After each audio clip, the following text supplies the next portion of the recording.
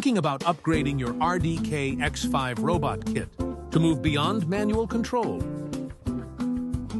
Let the robot drive itself with the Maker line, a compact, easy-to-use infrared sensor designed to get your robot following lines right out of the box.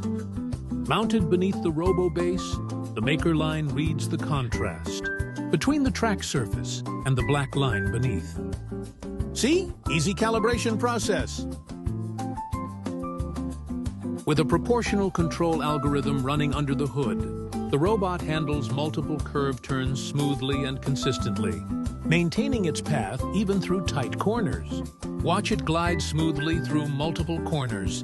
No wobbling, no overcorrecting, just a clean, confident line follow from start to finish. This is the proportional control algorithm at work, making real-time adjustments so your robot stays on track every single turn. For a more detailed tutorial on this project, visit our tutorial site in the description below.